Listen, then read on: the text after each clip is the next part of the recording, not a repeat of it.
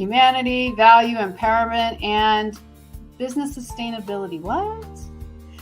See, we're all used to businesses being about money first, and then we're like, oh, wait, but to do this right, we need to add the other values, empowerment, humanity.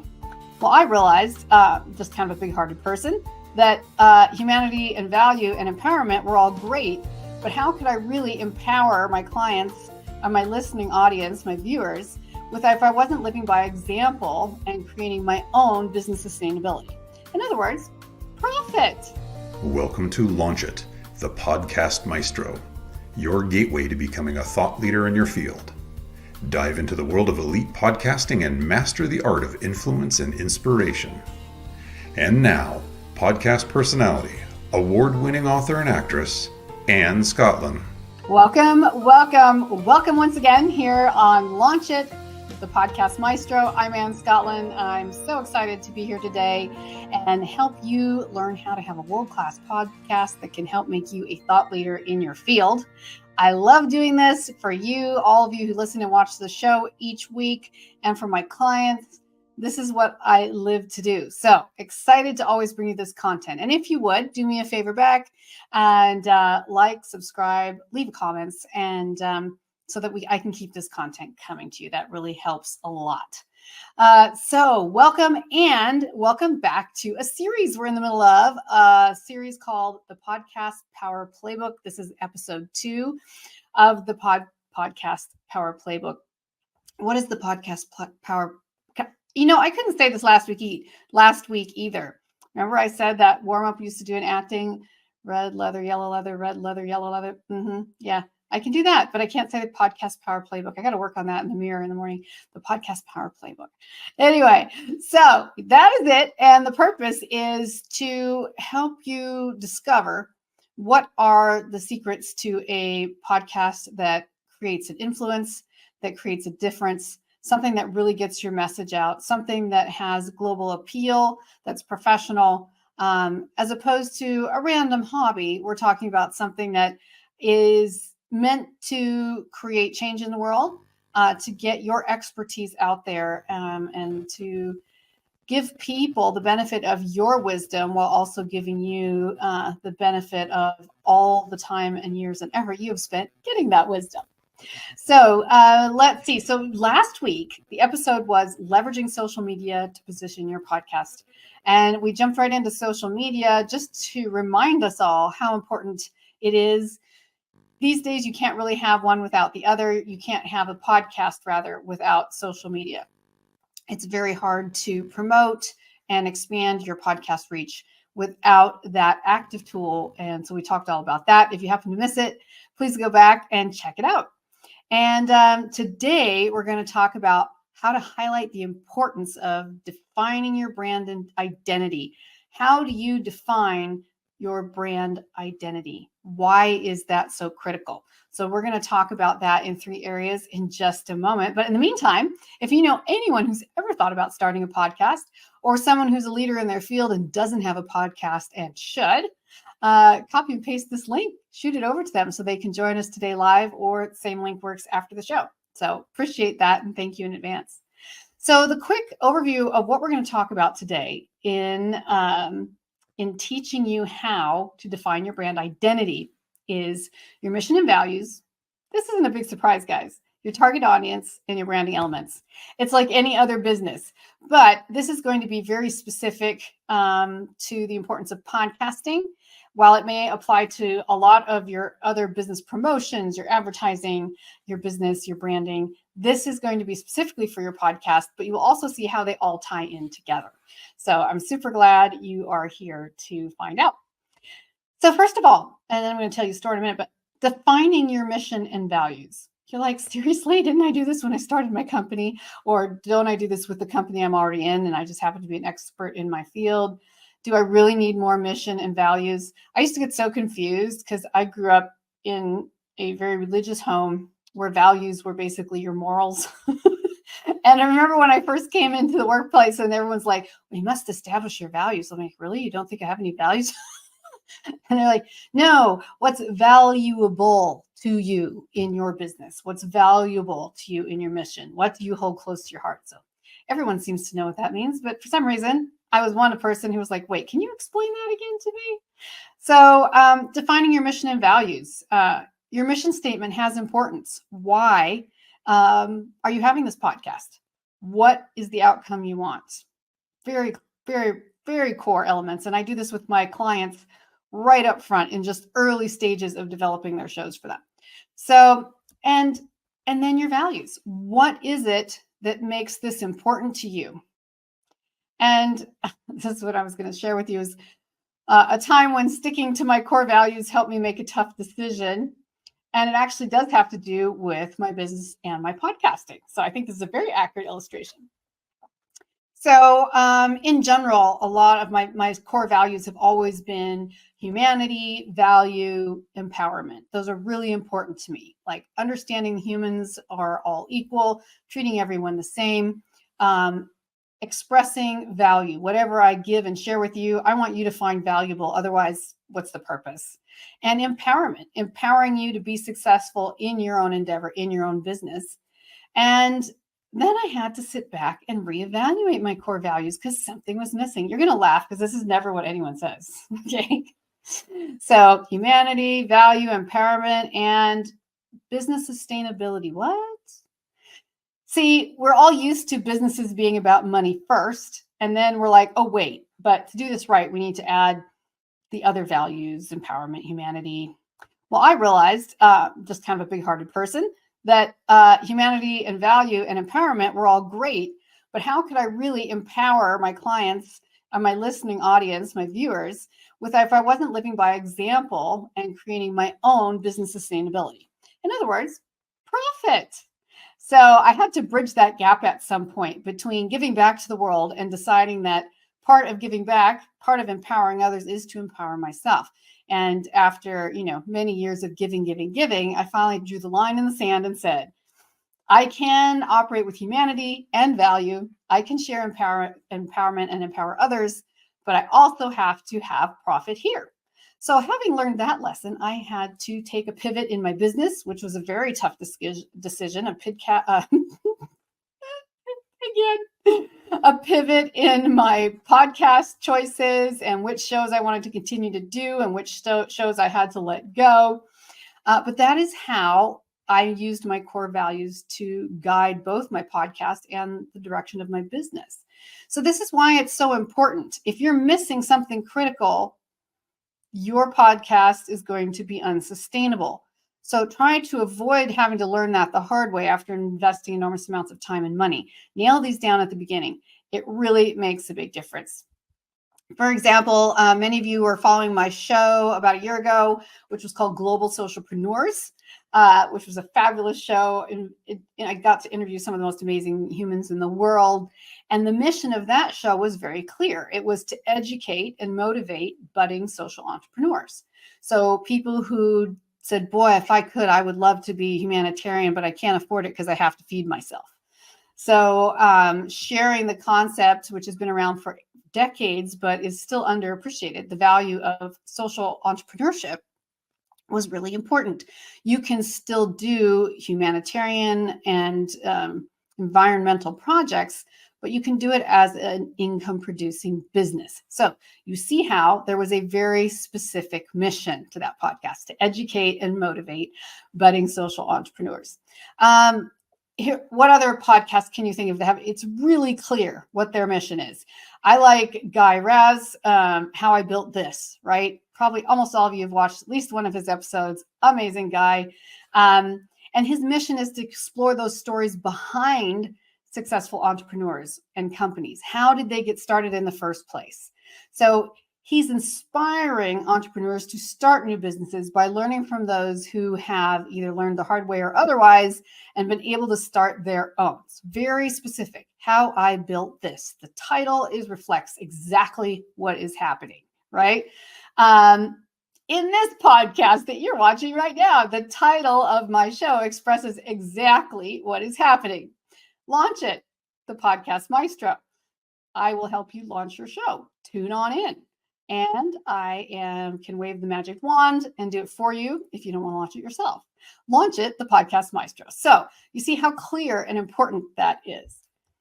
So to recap this, you really want to clarify what your podcast stands for. You want to develop a mission that reflects your goals and audience, and you really want to identify those core values that align with your mission. All right, second point, understand your target audience. Identifying my audience. This is exactly when people start going like this. I watch them and they go like, I have to have a niche. Oh, I don't think so. It's so hard. Come on, people. Everything worth doing is a little bit challenging. And I'm going to give you a whole bunch of tools today to help you identify your target audience and make it so much easier than you ever thought. So get a backbone already and listen up, because I'm going to share how you can understand your target audience. Well, obviously, first, you have to identify your target audience. So when you understand your audience, it helps you tailor its content. So this is why it's so important. You don't want to just say, I'm going to put out this content. It could benefit anyone. Anyone who wants to listen, that is great. Unfortunately, if you have a general audience, you're probably going to continue to create content for a general audience, as opposed to something very, very specific. If your podcast is how to motivate young women. Now that sounds like a niche, right? Well, what if it was how to motivate young mothers? That's a little more specific, right? But what if it was how to motivate young mothers who are nursing? Now we have a niche. Because I don't care what people say, there are a lot of podcasts out there now, and there is absolutely room for yours. But the only reason to make yours stand out and to make yours interesting is to appeal to a core audience. Now, all women can watch your show on nursing, for example. All women can watch your show on young mothers. But not everyone is going to be nursing. That's fine. The point is you designed it for those who are nursing. So this becomes now something they share with each other all the time. Oh my God, did you check out this show? Right? Guys, come up with your own. It could be anything from work to woodwork, right? So it could be just for anyone who might want to tune in and watch, or it could be as specific as, I am an expert wood carver for collectible boats, private yachts. See how specific we can get with that. Believe it or not, numbers aren't everything. If you have a dedicated audience of 5,000 people who share this interest, and literally it begins a community around you and your message and your expertise, it is way more valuable than 5 million people watching your show. I don't know why they're watching it if there's 5 million and it's just on some really general topic. So not saying the numbers don't mean something. I'm just saying quality, not quantity, the good old saying, right? So how can you research and understand your ideal listener? Well, first you have to identify and analyze similar podcasts. Key, do your research, people. Don't just say, I'm going to throw this at the wall and see if it sticks. Say, who are my competitors? Who are the people, the podcasts that are sharing these same topics, the same style, the same guests? The more similar it is to the show you want to create, the better. That sounds crazy, but it's true. I had an ex who developed a very serial entrepreneur. He developed multiple chains, multiple businesses, and his was in the healthcare industry. But he always said, if you want to launch a successful Burger King, put it right next to a McDonald's. And I would always say, that is so ridiculous. That makes no sense at all. Well, those of you who are in marketing and sales already know why, which is that like attracts like. So, and why? Why would you want to do that? Well, guess what? Their followers are the same exact kind of people, the same avatar, as the marketing and sales people call it, that you want for your show. So find your closest competitors and read the reviews, read the comments from their followers and listeners. Follow their podcasts on social media. Really do the research and then see how you can adjust it enough to be unique and still possibly appeal to at least a percentage of those people. Maybe you don't want their whole audience, but maybe you want a niche of their audience. See where I'm going with that? And with that, you can create your own empire. So the second thing you have to do with this in researching your audience is you have to create audience personas. So define the demographics. It's not that hard, guys. I don't care if you think you're tech savvy or not. You can do this, or you can sit and watch while a friend or a relative or some young person you know who likes to mess with these things can do it. You can just use tools as simple as Google Trends. Seriously, look it up. If you're not familiar with it, you should be. Another way is to identify the interests of your ideal audience by forums and Facebook groups. You should just get involved in that community. Immerse yourself in the community of people who are interested in the topic you want to talk about on your podcast. And then last, under understanding your target audience, conduct surveys and polls. It's a no-brainer. All you have to do is go to SurveyMonkey or go to Google Forms and utilize their polls. Send them out by email. Almost all the social media platforms offer tools for polls that you can post specifically on those platforms as well. So take advantage of some of these free things and find out what people want. Ask questions. Send them to your target audience by narrowing down who you think those people might be on LinkedIn. But whatever you do, start engaging all these online communities so that you can really understand not what you want to put out there, but what your ideal listener or viewer looks like. Then you craft your show to match them. And if, I don't care if 5% of your show viewers are those people, you're still niched for those people. Some people are like, well, if I niche, then it won't involve everyone. No.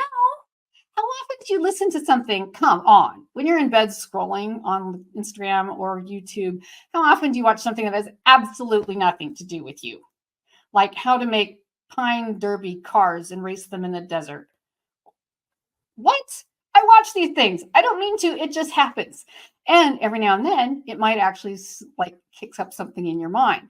So the point is you create it for that niche of people that is very specific. And anyone else who comes is just bonus.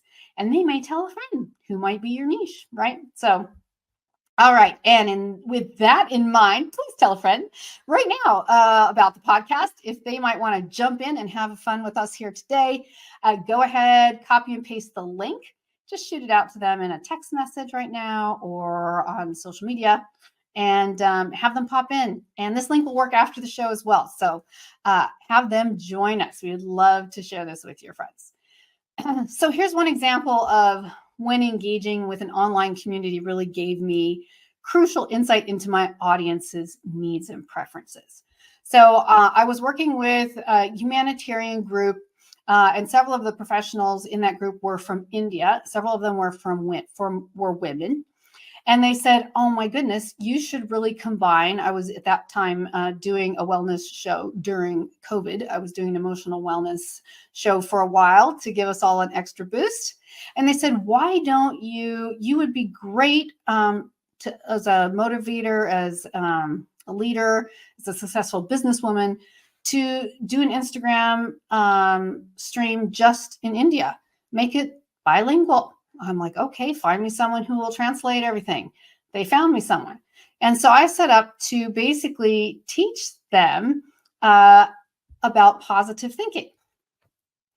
Well, what was interesting was my first few lives were about positive thinking. And then when I started really reading the comments, when I started spending more time in the trenches, understanding what young women wanted. My target audience, was college age women in India.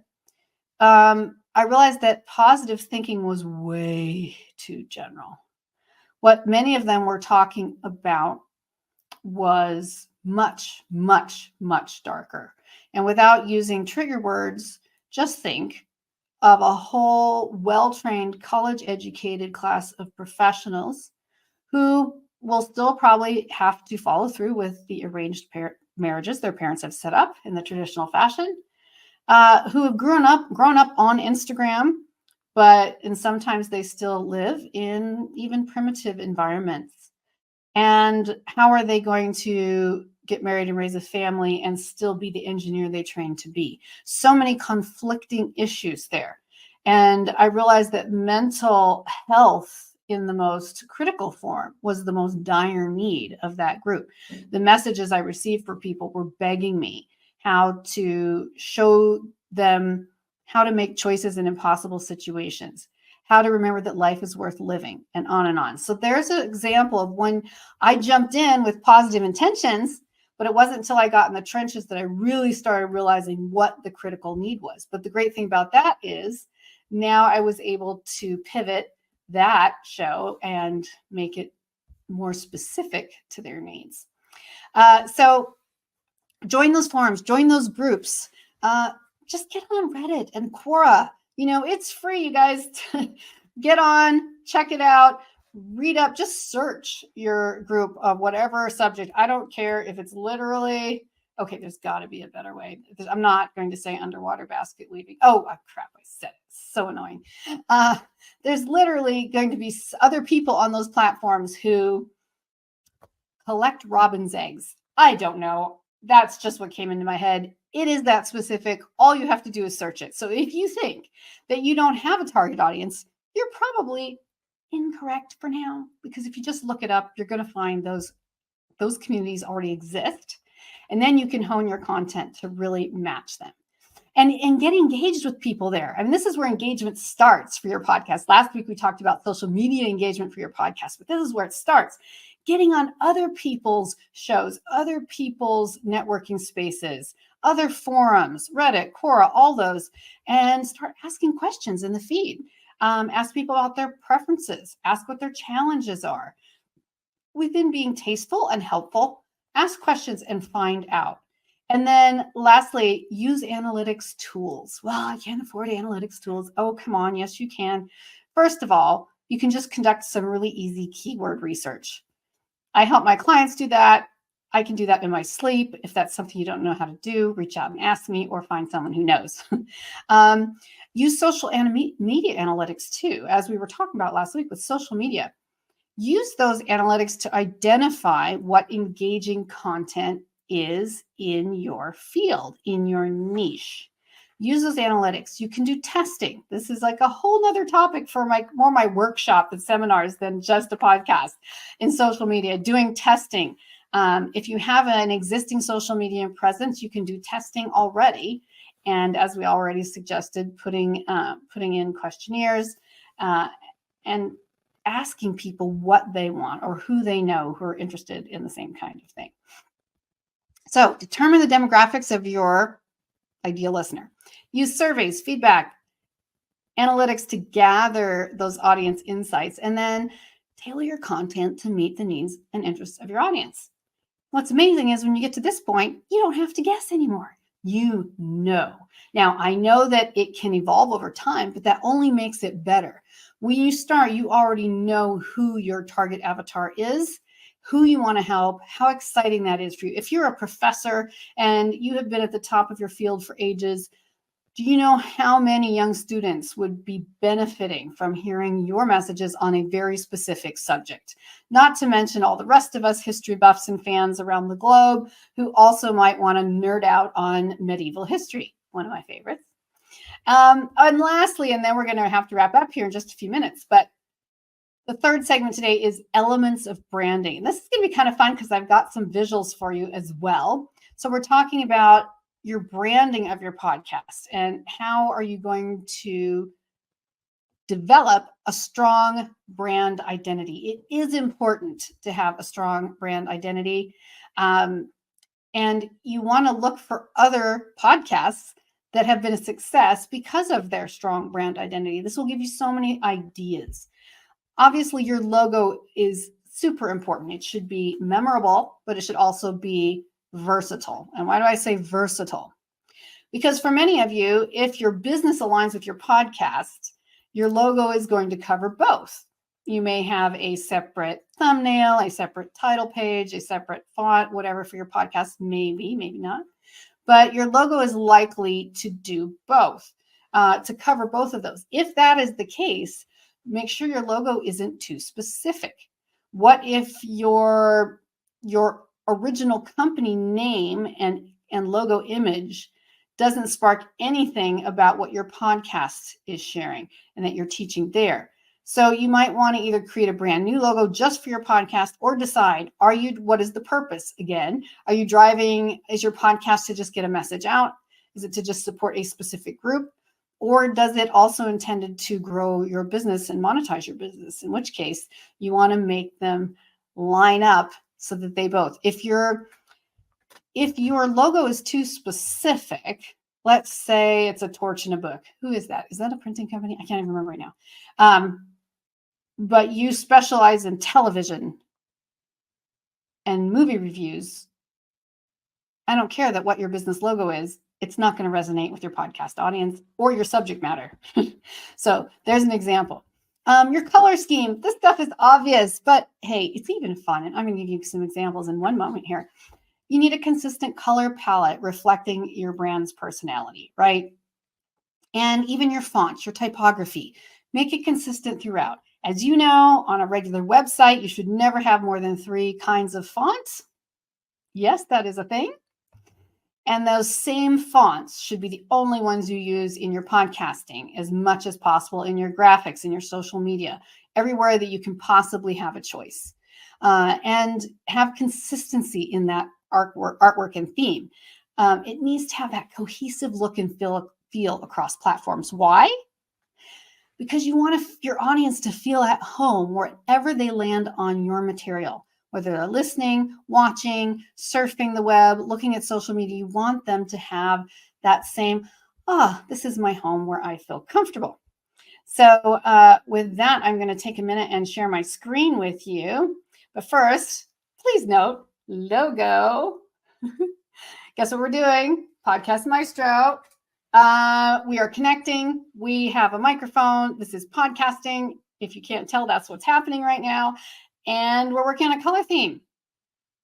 Branding, you don't have to match your clothes, but what happens when you do is that you create a vibe. White, gold, yellow, just an example. And I'm going to give you some more right now. So let me see if I can share my screen real quick. Okay, so here we go. I told you I was going to show you more. And here we go. All right, this is, and I'm going to give you the full page view right now if I can. All right. Here is one of the pages from my website. This is about the Podcast Maestro, obviously. There it is. And you see the color schemes again. You see even the mic has yellow and gold. You see the gold and yellow and tones of blue in the logo there in the upper left-hand corner. You see even some of the font reflects the lighter, more turquoise color of blue. You do not have to be this specific, but you can also have a lot of fun with it, okay? All right, let's see. What else? Okay, so then we'll move over to, you already saw the logo. We'll go to the home page here real quick. Once again, you see how specific it can be, all the way down to clothes, outfits, fonts. I'm just saying this is one of the things that makes people say, oh, I'm in Anne Scottlin space. This feels really nice. Like, oh, I like this. You know, maybe not love my colors, but at least they know it's my branding and my space. Even on LinkedIn, here we go again, even different elements, right? And yet those general colors are remaining the same. Twitter, which is, you know, much harder. And in this case, I have it on dark for my eyes. But again, even there, you see these these golds, these blues, the yellows, and the occasional bit of pink, which is sort of my use sparingly contrast color. All right. So you see what is going on there. Let's go to someone you know and love, the Tim Ferriss Show, right? How can you not know? Look how basic it is. The only difference here is he's wearing a burgundy shirt, and usually he's wearing blue, which I'll show you in a minute. His shirt is blue, but his sweater is burgundy here. Okay, so let's keep going. Blue, yellow, and black. These are his primary colors, white, but blue and yellow, or blue and gold, whatever you want to call that in particular. This is just, you see these colors, you know you're in his space. Here's him on Twitter. Look, he took a snapshot outside, yellow wall, right? Even then, there's always blue jeans.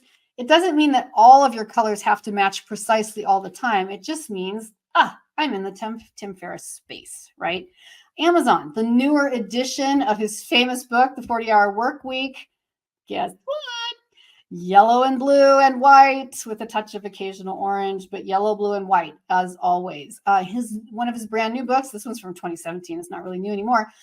Tribe of Mentors. What else? What do you see here? Blue and yellow and black, right?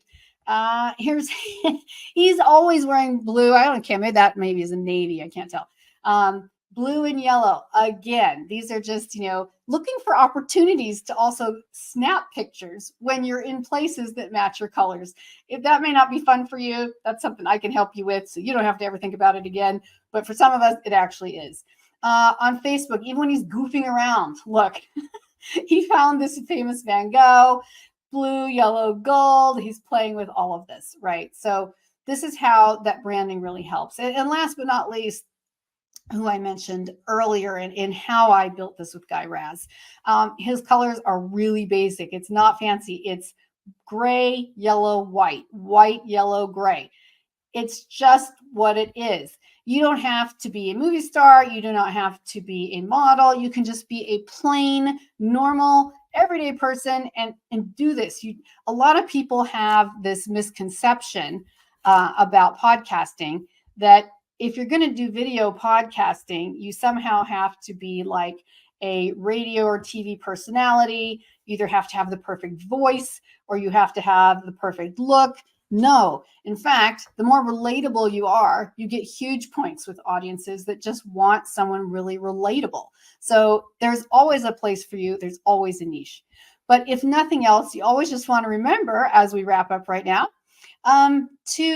to really make your brand stand out. Use your elements of your branding with intention across all your platforms. And for your podcast, and if possible, even your business. Understand your target audience. It's not that hard. It takes a little bit of research, but seriously, you can knock this out in a few hours, people. It's not some astronomical task that's going to take you months and years. No, it's not. And last of all, have your values and your mission established so that you know from day one where you're headed and why this is important to you. So I hope this has helped you today. I hope you've gotten some value here. I hope these are strategies you can implement on either your existing podcast to upgrade it a few notches or on a podcast of yours that will be coming soon. And if you do have one coming soon, please shoot me a message. I would love to hear about it. Keep an eye on your podcast.